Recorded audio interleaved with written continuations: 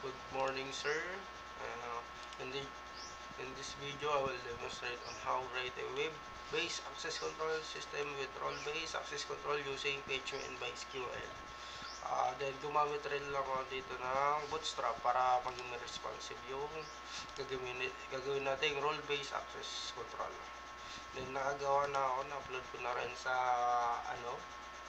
sa system. Unang ginawa ko is gumawa muna ako ng configuration ng MySQL, access control, DB, then yan, ipapakalan natin. Unang gawin nyo is gawa kayo muna ng MySQL nyo, then create kayo ng database. Then, connection lang pa sa database natin. Then, next ang ginawa ko is sa login page. Lang 8 page dito sa index. Dito yung makikita yung dashboard natin is itong lagout natin, lagout.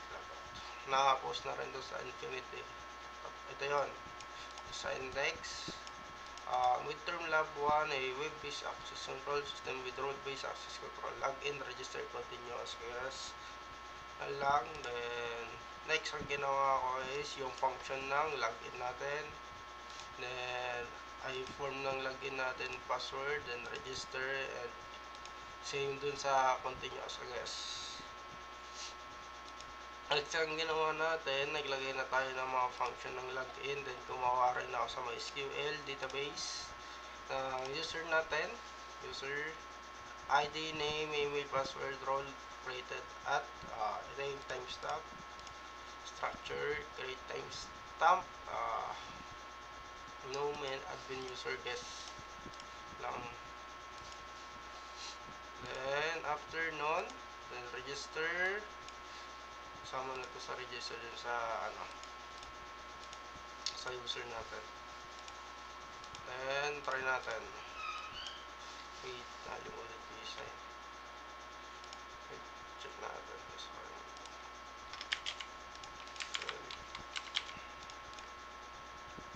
Yan. Then mapupunta siya after login, mapupunta siya sa dashboard, then log out. Yan. Then once na user yung login natin, then nilipat natin siya, kunyari is dun sa link ng admin dashboard, kasi gumawa rin ako admin dashboard.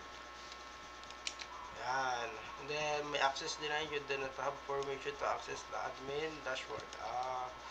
Dito naman is wala siyang permission na mag-access dun sa admin dashboard kasi siya lang ay isang user. Then next is punta naman tayo sa admin dashboard. Dito naman is dun sa root is makapag-add ka ng user or admin, and you can edit the admin, user, pwede mo rin delete, yan lang. Then sa code naman, gumamit lang ako ng CRF for protection naman sa ibang forms natin. Then sa pinamalaga sa CRF, lagi siya nasa login, registration, and logout. Pinamalaga yun. Then kailangan na rin doon sa ibang form natin is nalagyan na rin ng CRF, pero hindi alis lahat nalagyan dito CRF ata. Yun configuration dun sa connection ng databases may CRF rin. Ang nagkagawa ng CRF is to protect other unauthorized person. Unauthorized person.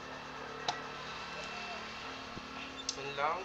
Then yung functionality naman niya is once na-get na yung email is hindi na siya pwedeng kunin. Ipapakita username or already exists. Then next is sa naman, yan, magpapakita na yan.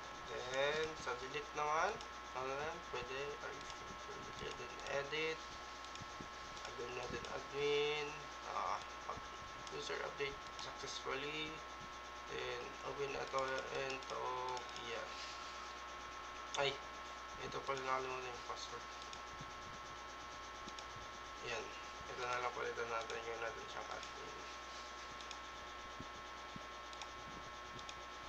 Back to dashboard, then log out natin. Dito naman sa, wait lang.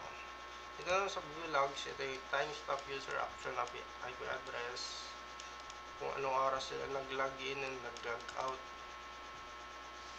Then, ano pa ba? Role security and numbers using statement session management. Meron lahat yan. Then, verify and authorize user cannot access protected pages. Yun na yun. Yung hindi maano ng user, hindi siya makapunta kagad. Hindi siya maka-access ng admin if hindi na naman siya naman admin yung user natin. Mag-access deny kasi hindi siya. Ayan, CRF protection and session management. Include camera system capabilities. Just a free page hosting. Meron na. Nag-infinity. Junior fellow siya. Nag-infinity 3 up. Then, pwede rin natin i-edit dito yung mga code natin once na mali. Dito ko na lang sigaw. Yun lang. Back to dashboard. Then log out. Continuous guys. Yan lang. Ni na yung liba. Yung naging admin na. Yun. Naging admin dashboard yung nagpapalita. Then, yun natin siya ulit user. Edit natin. Then, user. Update user. Then, admin. To dashboard. Then, log out. Log in. Lee.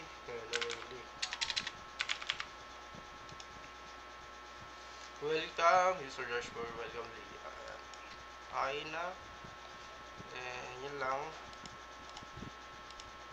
Ang ginawa ko lang naman dito, pinatanong ko lang kay ChatGPT paano mag-start using SQL, PHP, then gumamit ako ng Bootstrap para maging responsive yung system natin. Gagawin natin website. Once na nag-CSS kasi ako, pwede magulo. Ano kasi ginawa ko sa CSS. Yan lang. Then, thank you sir.